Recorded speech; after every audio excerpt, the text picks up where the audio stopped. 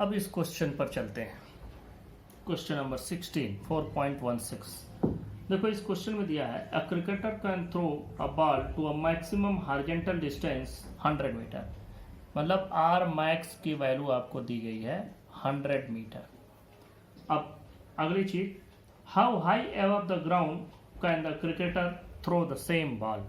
इसी बॉल को क्रिकेटर अगर सीधा ऊपर फेंके तो कितना दूर फेंक सकता है। अब देखो मैक्सिमम डिस्टेंस आपको मिला है, हॉरिजॉन्टल रेंज मैक्सिमम वैल्यू दी गई है और आपसे ऊपर कितना मैक्सिमम या ऊपर फेंक सकता है ये वैल्यू पूछा जा रहा है। आप यहाँ पर ये वाला पाथ नहीं फॉलो करेंगे, ये वाला पाथ तो तब फॉलो किया गया जब रेंज निकाली गई, लेकिन अब जब सीधा फेंकना है तो बिल्कुल सीधा फेंकना है, सीधा। तो हम लोग कैलकुलेट कर लेते हैं। हमको तो न वेलोसिटी दी गई है ना बाकी कोई चीज मालूम है। आर मैक्स का फार्मूला लगाओ जो आप लोगों ने पढ़ा है। मैक्स रेंज का फार्मूला लिख रहा हूं, u square sine 2 theta upon जी।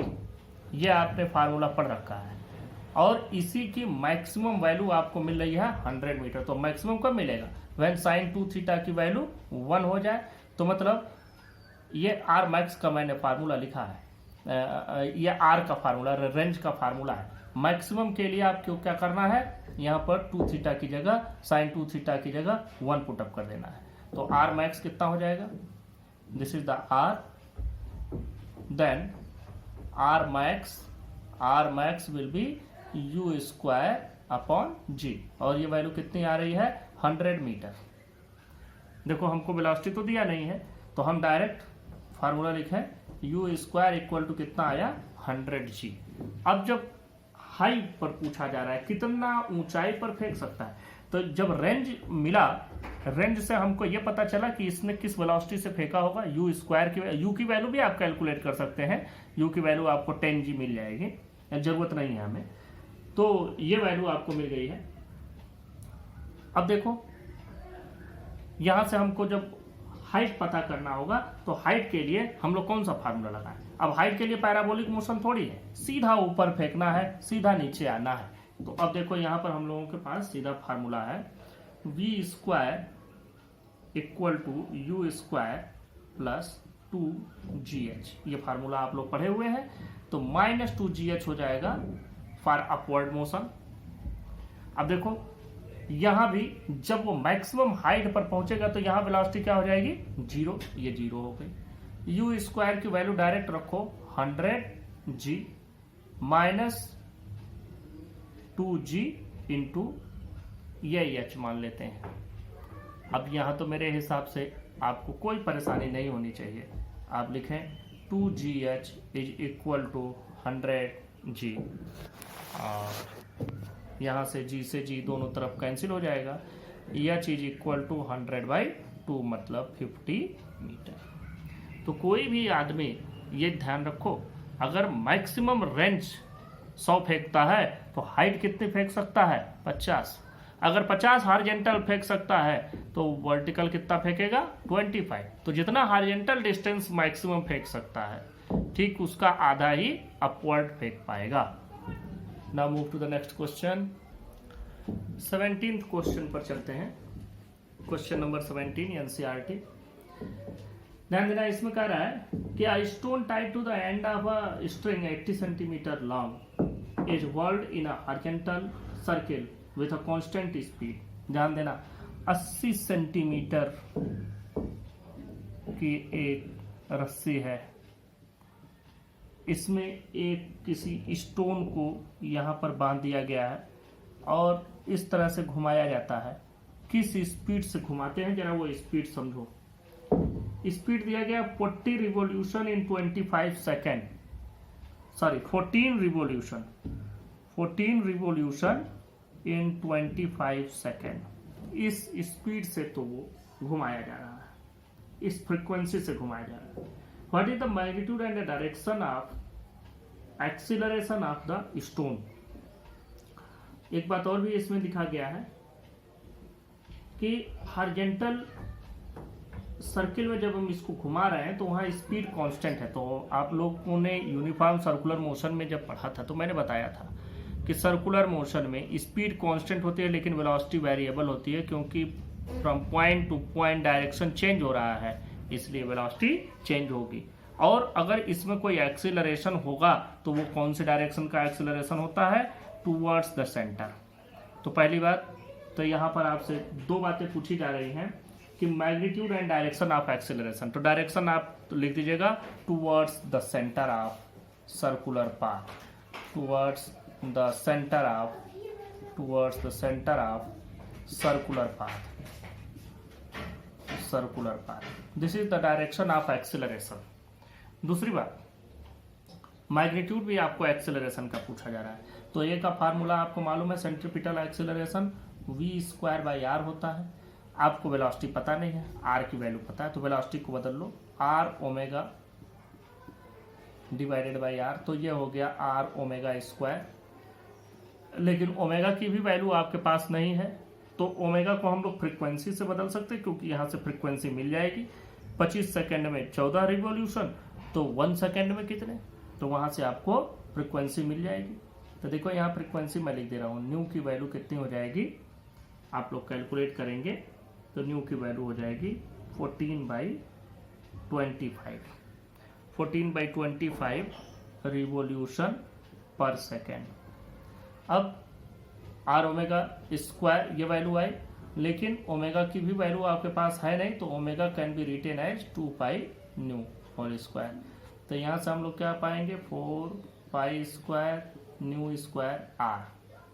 सभी वैल्यूज आप पुटअप कर दें, वैल्यू आपको मिल जाएगी 4 इंटू देखो 2π, इसको है 4π² 22/7 इंटू 22/7। न्यू स्क्वायर की वैल्यू देखो, न्यू स्क्वायर मतलब 14/25 इंटू 14/25। आर की वैल्यू 80। ये सभी वैल्यूज आपको, ये 7 2 जा 14, फिर 7 2 जा 14 आप कर देंगे इजीली, बहुत इजी है। पूरा कैलकुलेशन जब आप करेंगे तो आपको मिलेगा A = 991.2 सेंटीमीटर पर सेकेंड स्क्वायर। ये सेंटीमीटर में ही मैंने सारी वैल्यूज पुटअप की है, रेडियस सेंटीमीटर में रखा है, तो इसलिए ये पूरी वैल्यू सेंटीमीटर पर सेकेंड में हमको मिली। This was the question number 17। Now move to the question number 18। देखिए इसमें ये कहा जा रहा है कि एक एयरक्राफ्ट है जो 1 किलोमीटर की रेडियस में मूव कर रहा है। ये रेडियस है 1 किलोमीटर का, और इसमें मूव कर रहा है, और इसके जो मूव करने की स्पीड है वो स्पीड दी गई है 900 किलोमीटर पर आवर। ये स्पीड दिया गया है। जो रेडियस दी गई है, रेडियस आपको दिया है 1 किलोमीटर। आपको इसमें पता करना है कि compare its centripetal acceleration with the acceleration due to gravity. देखो यहाँ सेंट्रीपिटल एक्सेलरेशन को ग्रेविटी के एक्सेलरेशन से कंपेयर करना है, मतलब कि A/g की वैल्यू आपको कैलकुलेट करनी है। A की वैल्यू क्या होती है, v²/r divided by g। r की वैल्यू तो आपके पास है नहीं, तो इसको हम लोग r ओमेगा² लिख सकते हैं डिवाइडेड बाई g, क्योंकि v की जगह r ओमेगा हो जाएगा, तो r² ओमेगा², एक r इस r से कैंसिल, तो r ओमेगा²/g। नहीं, आपको इसमें वेलोसिटी दिया गया है, ये करने की ज़रूरत ही नहीं है, ये स्टेप तो हमको ज़रूरत ही नहीं पड़ेगी। हमको डायरेक्ट वेलोसिटी और रेडियस दोनों दिए गए हैं, v²/rg। बस यही आपको कैलकुलेट करना है, दोनों वैल्यू और लिख दो, आपको ये मिल जाएगा A/g की value. A/g will be v², मतलब 900 इंटू 900 डिवाइडेड बाई, अब यहाँ पर इसकी वैल्यू पुटअप कर दो। अगर हम g की वैल्यू मीटर पर सेकेंड में रखेंगे तो हमें इसकी भी वैल्यू को मीटर पर सेकेंड में ही रखना होगा, तो हम लोग इसकी भी वैल्यू मीटर पर सेकेंड में बदल लेते हैं। अगर हम 900 को मीटर, ये दिया गया है 900 किलोमीटर पर आवर है, इसको मीटर पर सेकेंड में बदल लेते हैं, तो जब मीटर पर सेकंड में बदलोगे तो इंटू 5/18 इंटू 5/18 आपको करना पड़ेगा। तो मैं यही डायरेक्ट कर देता हूँ, इंटू 5/18 इंटू 5/18। ये आप लोगों ने पहले पढ़ रखा होगा कि किलोमीटर पर आवर को मीटर पर सेकंड में बदलेंगे तो क्या होगा। ये तो हो गया इसका। आर की वैल्यू, रेडियस 1 किलोमीटर है तो अब आर की वैल्यू रखो 1000 मीटर और जी की वैल्यू 9.8 है। सिर्फ इसी वैल्यू की वजह से ये 5/18 वाला हमको करना पड़ा, क्योंकि अब इसको या तो किलोमीटर पर आवर में बदलते या तो हम लोग इनको मीटर पर सेकेंड में बदलते। It's very easy to convert kilometre per hour into metre per second. तो यहाँ से जब आप इसको कैलकुलेट करते हैं तो you will get 6.38। This is your answer. ये पूरा calculation it's your part. I will not discuss all about these things. Now move to the question number 19. 19th question is very easy, so we will directly move to the question number 20. Question number 20 बड़ा अच्छा question है, खूब ध्यान से समझो कि बड़ा अच्छा लगेगा लगाने में। इस क्वेश्चन में आपको पोजीशन वेक्टर दिया गया है, आई जे के फॉर्म में आपको पोजीशन वेक्टर दिया गया है और आपसे पूछा जा रहा है, इसमें दो चीजें पूछी जा रही हैं, दो क्वेश्चन हैं। First part is about the velocity and acceleration. What is the velocity and acceleration? तो velocity v is equal to क्या हो जाता है, dr/dt। ये क्वेश्चन जो भी है, यह क्वेश्चन आपके कैलकुलस पर डिपेंड है। ऐसा जो भी क्वेश्चन आएगा जिसमें एक इक्वेशन के फॉर्म में वैल्यू दी रहेगी उसको हम लोग ऐसे ही करेंगे। तो ध्यान से देखो, यहाँ d/dt ऑफ ये 3ti minus 2t² plus 4k। Value देखो, यहाँ पर 3i बाहर कर लो, dt/dt सिंपली 1 हो जाएगा, माइनस 2j बाहर कर लो, d/dt of t²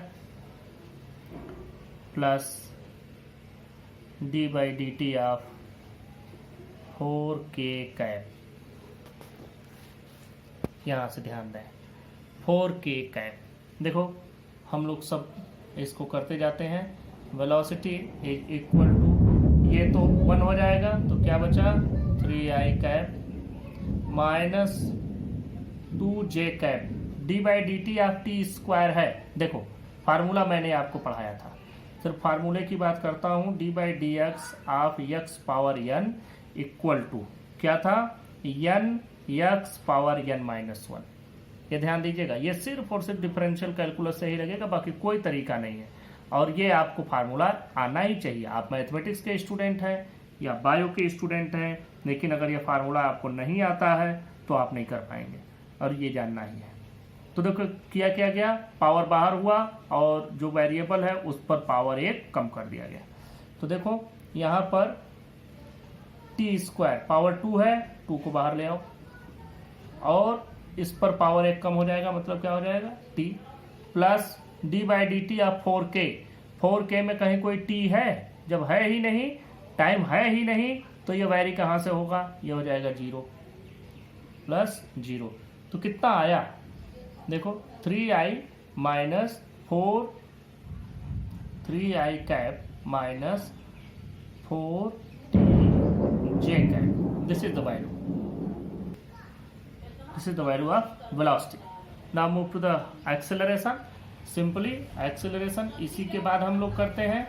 acceleration is rate of change of velocity, मतलब इसी को जो वेलोसिटी मिली है इसी वेलोसिटी को डिफरेंशिएट करो अगेन। तो d/dt ऑफ क्या रखेंगे, 3i माइनस 4tj। अब जरा देखो डायरेक्ट करने की कोशिश करते हैं थोड़ा सा। 3i का करोगे, इसमें दोनों में कहीं भी t है ही नहीं, तो ये हो जाएगा 0।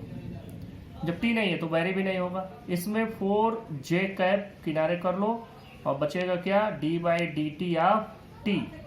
तो dt ऑफ dt मतलब ये भी 1, तो मतलब minus 4j। This is acceleration.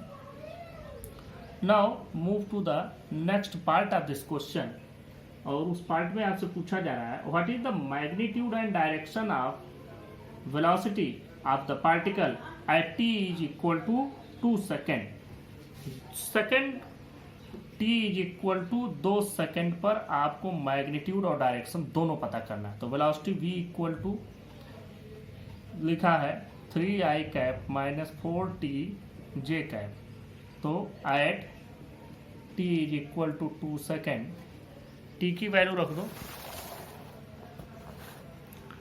t की वैल्यू रख दें, वेलोसिटी आ जाएगा 3i कैप माइनस यहाँ 4 इंटू 2 j कैप, कितना हो जाएगा 3i cap minus 8j cap. ये आपको वेलोसिटी मिली।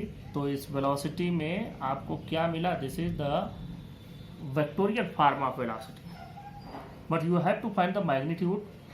तो मैग्नीट्यूड सिंपली इस पर से एरो हटा दो, under root 3 square plus minus 8 का स्क्वायर, वैल्यू आपको मिल जाएगी अंडर रूट 9 प्लस 64, ये वैल्यू होगी 73। और इसको अगर आप स्क्वायर रूट इसका कैलकुलेट करते हैं तो you will get 8.54 metre per second. This is the velocity. And now the second thing, what is the direction of velocity. तो tan थीटा की वैल्यू कैलकुलेट कर लेते हैं। tan थीटा, इसमें i और j दो ही कंपोनेंट है, k वाला तो है नहीं। तो tan theta is equal to क्या हो जाएगा, जो i का कंपोनेंट है डिवाइडेड बाय जो j का कंपोनेंट है। तो j का कंपोनेंट आपको मिल रहा है -8 डिवाइडेड बाई 3। ये ध्यान देना, i और j हमने लिखा है, i और j tan थीटा की वैल्यू पता कर रहे हैं। तो ये थीटा की वैल्यू आपको मिल गई j का कंपोनेंट डिवाइडेड बाई i का कंपोनेंट। अगर ये जरा सा हम एक छोटा सा फिगर बना करके आपको समझा दे रहे हैं तो आप कंफ्यूज रहेंगे इस मामले में कि ये कहाँ से आया। जरा सा देखो, ये रहा j का डायरेक्शन मतलब y एक्सिस, ये रहा i की डायरेक्शन मतलब x एक्सिस। तो x एक्सिस वाला 3i मतलब इस पर 3 चल गया 3, ये कहाँ जा रहा है 8 माइनस में है मतलब नीचे कहीं 8 चला गया होगा, यहाँ -8 हो गया। तो अब आपने डायरेक्शन किसकी पता की, डायरेक्शन आपको कैसे मिला, डायरेक्शन आपको मिल गया tan लेने से। tan कब लेते हैं, जब हम लोग एंगल लेते हैं। एंगल की बात, कौन सा एंगल लिया होगा कि हमने इसमें परपेंडिकुलर बाय बेस किया है, ये एंगल थीटा लिया गया, एक्स एक्सिस से एंगल लिया गया है थीटा। अब अगर इसी एंगल को हम यहाँ तो जब इसको थीटा लोगे तो थीटा के ठीक सामने क्या होता है परपेंडिकुलर, और जिस पर थीटा है वह बेस, और जहाँ 90 डिग्री का एंगल बनता है उसके ठीक सामने हाइपोटेन्यूज। तो ये परपेंडिकुलर बाय बेस 8/3 हमने लिखा। और अगर हम इसको थीटा मान लेते the angle from y axis या negative direction of y axis, तो हम लोगों को ये मिल जाता परपेंडिकुलर, ये हो जाता बेस, तो -3/8 लिखते हैं। तो दोनों बातें ये कहाँ से लिखेंगे, from positive direction of X axis, ये आप लोग, ये हो गया direction. Now move to the next question. Now move to the question number 21। इस क्वेश्चन में दिया गया है कि a particle starts from origin at t is equal to 0 second with a velocity 10 j cap meter per second and moves in the xy plane with a constant acceleration of, अब देखो मैं पहले देखता हूँ at t is equal to 0, अगर velocity की बात की जाए तो हम वहाँ पर जो वेलोसिटी ले रहे हैं v is equal to लिखा है 10 j cap metre per second. चलो ये हो गया वेलोसिटी। और एक्सेलरेशन देखो, एक्स वाई प्लेन पर जब ये मूव करता है तो जो इसका एक्सेलरेशन है वो acceleration a is equal to दिया गया है a is equal to 8i cap plus 2j cap, 8i cap plus 2j cap. X Y plane पर ये मूव कर रहा है इस एक्सेलरेशन से, स्टार्ट करता है इस वेलोसिटी से और ये एक्सेलरेशन लेकर के ये चलना शुरू करता है। तो सबसे पहला क्वेश्चन इसमें दिया है, at what time is the X coordinate of the particle will be 16 metre. ध्यान से समझना, ये क्वेश्चन थोड़ा सा अच्छा भी है और डिफिकल्ट भी है। एक्सेलरेशन आपको दे दिया है, आपको पूछ रहा है कि जब यह चलना शुरू करता है तो अब देखो एक्स वाई प्लेन पर चल रहा है तो कैसा होगा X Y plane. X Y plane कुछ इस तरीके का होगा कि जहां एक्स एक्सिस वाई एक्सिस है, मतलब ये पूरे बोर्ड के प्लेन को आप एक्स वाई प्लेन कंसीडर कर सकते हैं। मैं इतना ही लेके बताता हूँ। अब यह चलना शुरू करता है तो जब चलना शुरू किया तो वेलोसिटी इसकी क्या थी 10j। 10j किधर की ओर होगा, 10j का मतलब डायरेक्ट इधर बनाओ, 10 इधर की ओर होगा, j डायरेक्ट दिया, i वाला कंपोनेंट है ही नहीं, लेकिन ये चलता है तो अब इस वेलोसिटी से ये इस पूरे प्लेन पर कहीं भी मूव कर सकता है, क्योंकि उसके पास जब एक्सेलरेशन मिल रहा है तो एक्सेलरेशन में i और j दोनों के कंपोनेंट दिए गए हैं। अब ये तो एक्सेलरेशन हो गया। अब इससे जब इसने मूव करना शुरू किया तो इस मूवमेंट के दौरान आपको बताना है, क्या बताना है कि किस टाइम पर जो इसका यक्स, मान लो किसी टाइम पर ये यहाँ पहुंचा तो इस जगह पर अगर हम इसकी पोजीशन बताएंगे तो क्या मिलेगा, एक्स एक्सिस पर इतना, वाई एक्सिस पर इतना। तो पूछा जा रहा है किस टाइम एक्स एक्सिस पर इसका जो कंपोनेंट होगा वो होगा 16 मीटर। तो पहले तो ये तो बताओ कि तुमको ये फार्मूला मिलेगा कैसे, ये भी पहले हमारे लिए बात है कि हम पोजीशन पाएंगे कैसे। तो देखो पोजीशन पाने के लिए जो हम लोग फार्मूला यूज करते हैं वो दो फार्मूले हैं, या तो आप s equal to U T plus half A T square use करें या v square equal to you square plus 2gs से आप लोग कैलकुलेट करें। यहाँ पर हम लोग पहला वाला फार्मूला यूज करते हैं कि s is equal to U T plus half A T square. इस फार्मूले से आप लोग निकालें तो देखो ये हो जाएगा वैल्यू u की, ये u यही होगा क्योंकि हमको फाइनल स्पीड तो पता नहीं है, फाइनल वेलोसिटी नहीं मालूम है, इनिशियल वेलोसिटी मालूम है। फाइनल वेलोसिटी मालूम होती तो हम लोग v square equal to you square plus 2gs वाला फार्मूला लगाते, लेकिन वो नहीं है तो हम लोग यहाँ पर यही फार्मूला यूज करेंगे। तो देखो 10j का तो ये हो गया इनिशियल वेलोसिटी, तो u की वैल्यू रख दो 10j cap into T plus half, a की भी वैल्यू दिया है 8i cap plus 2j cap T square.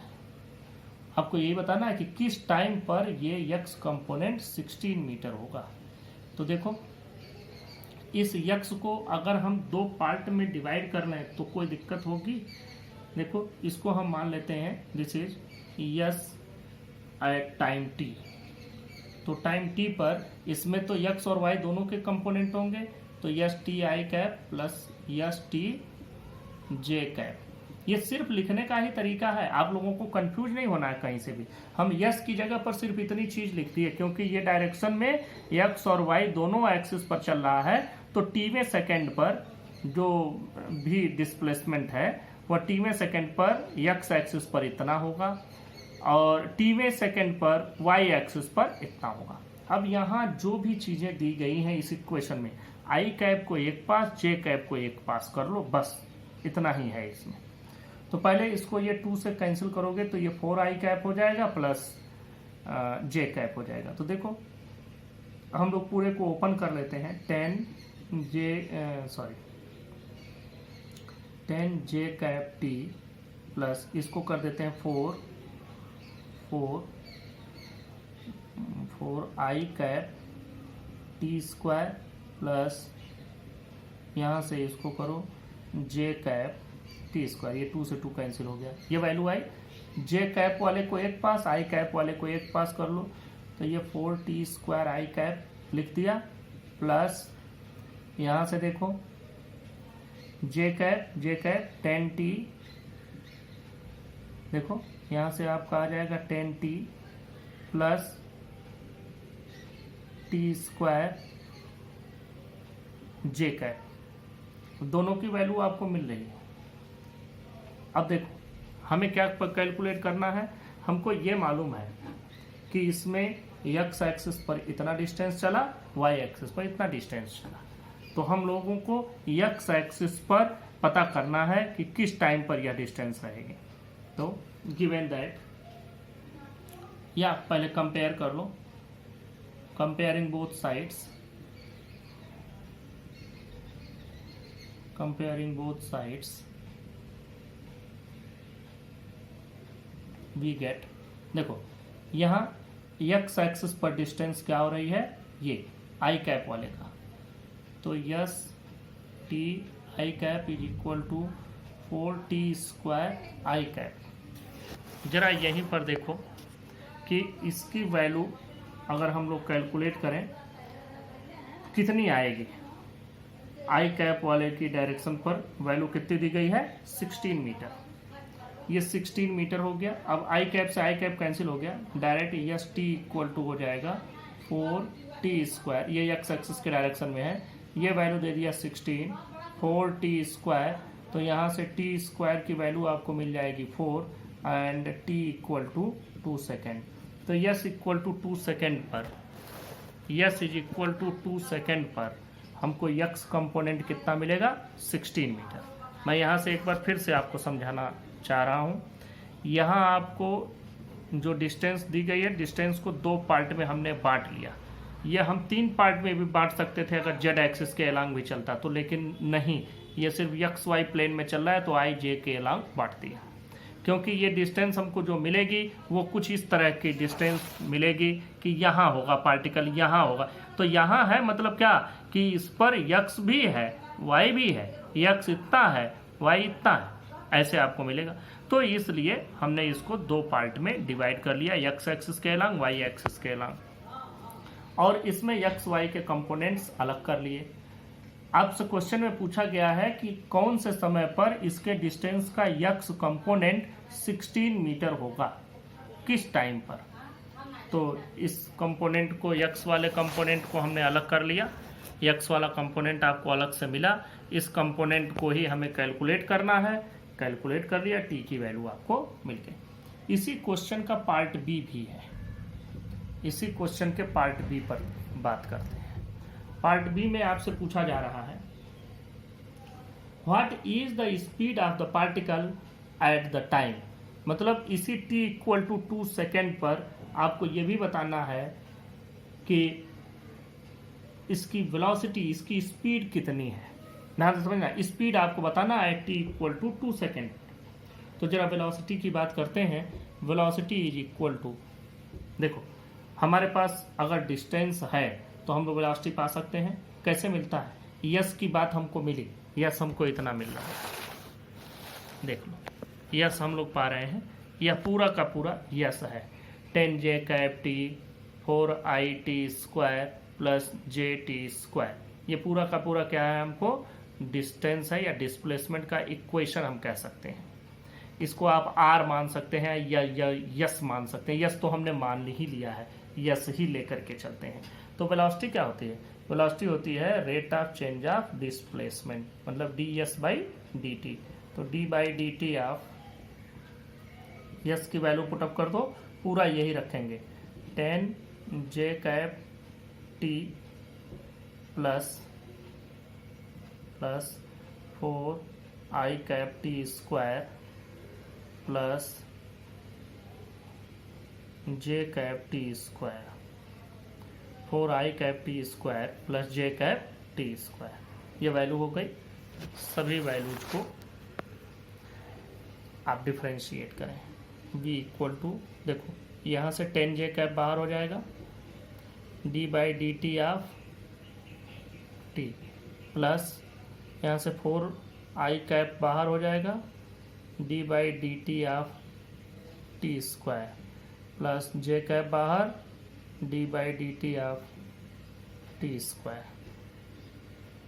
ये देखो 10j कैप, ये वैल्यू dt/dt 1 हो गया, प्लस 4i कैप t² की वैल्यू हम लोगों ने कैलकुलेट किया 2t, n x power n - 1 वाले फार्मूले से, n की जगह 2 है, x की जगह t है और पावर 2 - 1 मतलब 1, प्लस जे कैप टी स्क्वायर, जे कैप टी स्क्वायर की वैल्यू अगेन 2t। इनको सॉल्व करो। 10 जे कैप प्लस 8 आई कैप टी प्लस यहाँ से देखो 2t j cap. This is velocity at time t. This is the velocity at time t. Now we have to calculate the velocity at t equal to 2 seconds. At t is equal to 2 seconds, velocity is equal to 10 j cap plus 8 I cap into 2, T की value हो गई, plus 2 into 2 जे cap. जरा सा देखो यहाँ से, यह हो जाएगा 16 आई कैप, ये 4 जे कैप और 10 जे कैप, तो 4 और 10 मिला करके कितना हो जाएगा 14 जे कैप। This is velocity. ये वेलोसिटी तो हमको मिली, लेकिन हमको क्या चाहिए स्पीड। स्पीड मतलब जो वेलोसिटी आ रही है उसमें डायरेक्शन भी है, आई कैप जे कैप दोनों बता रहा है कि एक्स एक्सिस के अलॉन्ग ये स्पीड रहेगी, वाई एक्सिस के अलॉन्ग ये स्पीड रहेगी। हमको तो स्पीड चाहिए। स्पीड मतलब मैग्नीट्यूड ऑफ वेलोसिटी, और वो मैग्नीट्यूड क्या हो जाएगा 16 स्क्वायर प्लस 14 स्क्वायर, ये कितना हो जाएगा 256 प्लस 196।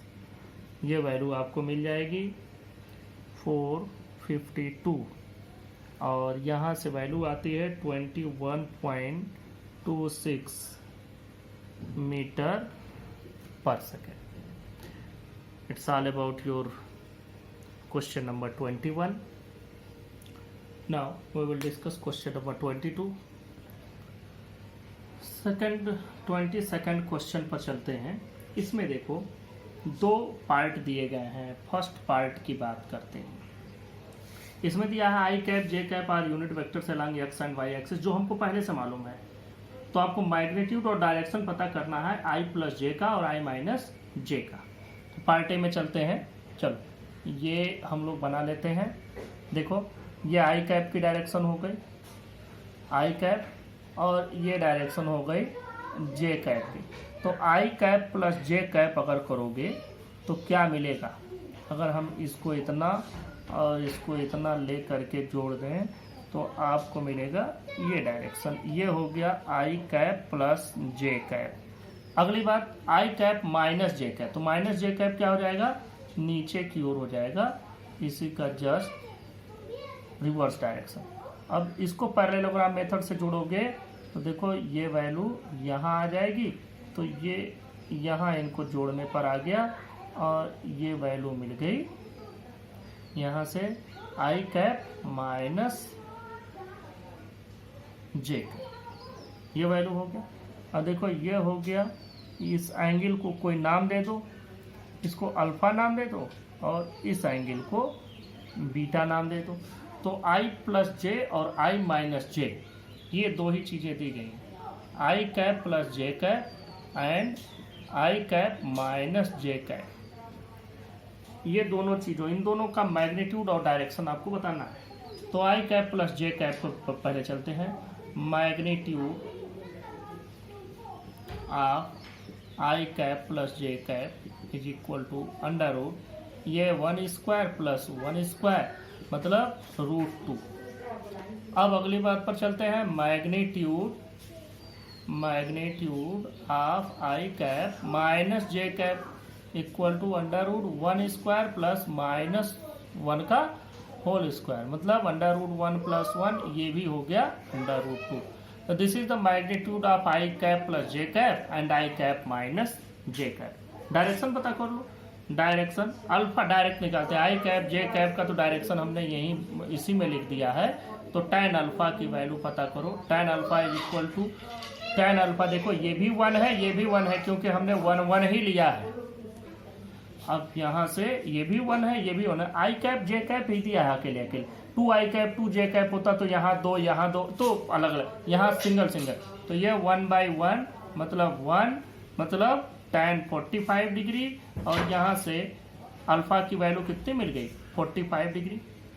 इसी तरह से अगर tan बीटा की वैल्यू कैलकुलेट करोगे तो tan बीटा देखो कितना आएगा, tan beta is equal to, देखो यहाँ पर यह हो गया परपेंडिकुलर, यह हो गया बेस, ये परपेंडिकुलर कितना -1 बेस 1, तो -1/1 वैल्यू कितनी होगी -1।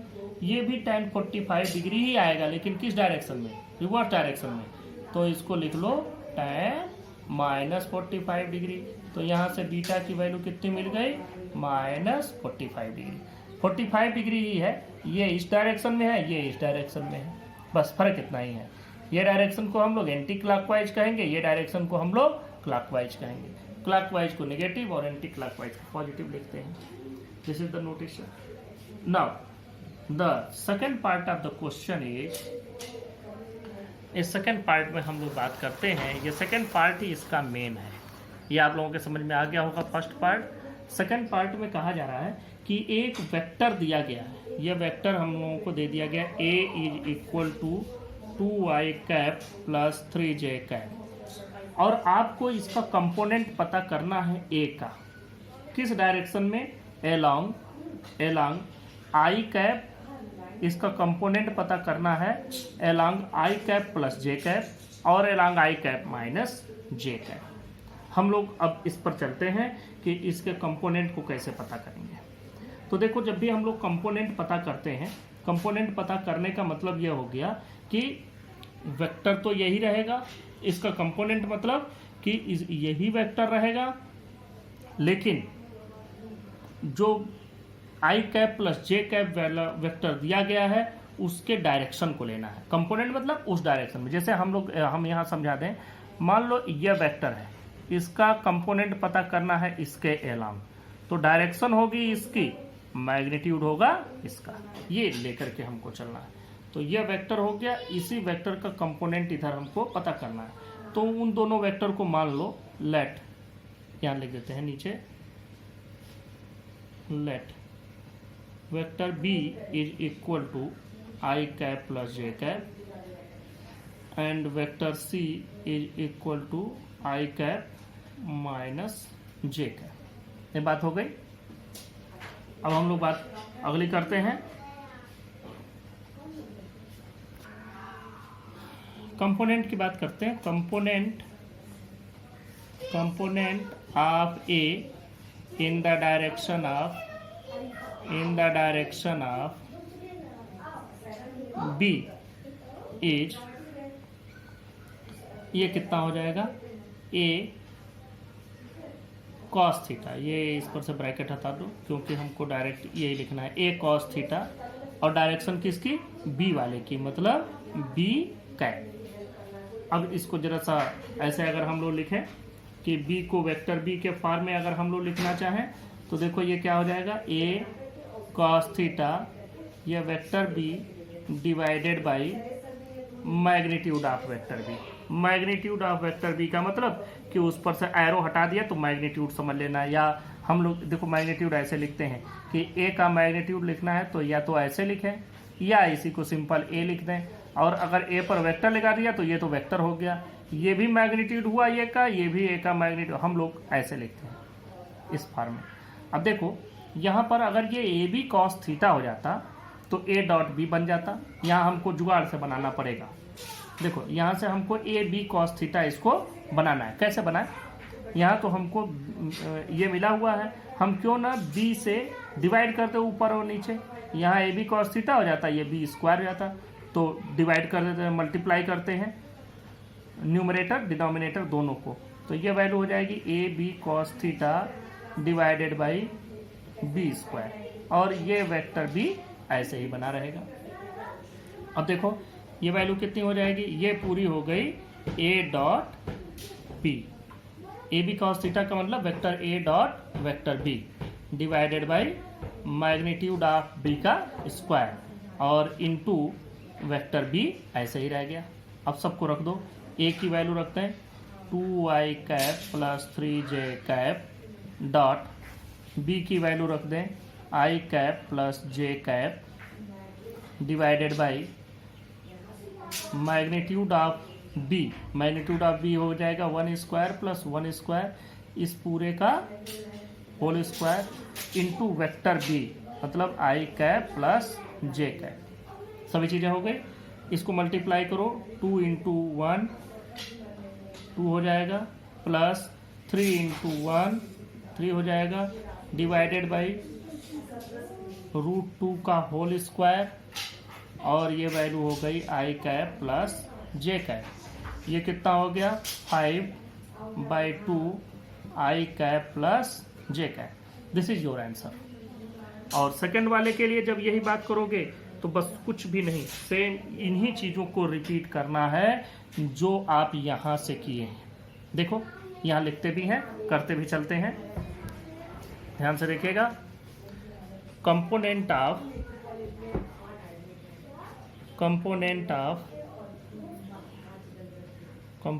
Of vector A in the direction of vector C is.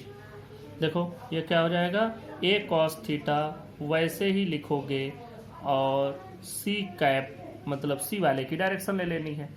Simple a cos theta into vector c divided by magnitude of vector c। इसको भी a डॉट c बनाने के लिए ऊपर नीचे c से मल्टीप्लाई करो a c cos theta divided by c square into vector c। यह वैल्यू कितनी हो जाएगी vector a dot vector c divided by c square और ये cos theta into c। a dot c a रख दो 2i प्लस 3j और dot i minus j divided by mod of c square मतलब 1 square plus -1 का whole square पूरे का whole square और i cap minus j cap. अब यहाँ से इन वैल्यूज को रखें। देखो 2 1 जा 2 माइनस 3 1 जा 3 डिवाइडेड बाई अंडर रूट ये भी 1 + 1 ही हो जाएगा 2 हो जाएगा 2 का whole square into i cap minus J cap. अब ये देखो हो जाएगा -1/2 i cap minus J cap. This is the component of vector a in the direction of vector c. C मतलब i cap minus J cap. तो यहाँ से ये क्वेश्चंस इतने हो गए। यही क्वेश्चंस हम लोग लगा करके चलेंगे। आगे वेक्टर पर और भी बहुत कॉम्प्लेक्स क्वेश्चन मिलते हैं, लेकिन यहाँ पर ये सभी कुछ डिस्कस नहीं किया जा सकता है। तो यहाँ हम लोग इन्हीं को लेकर के बंद करते हैं और फिर नेक्स्ट टर्म पर अगले चैप्टर की बात की जाएगी। Thank you.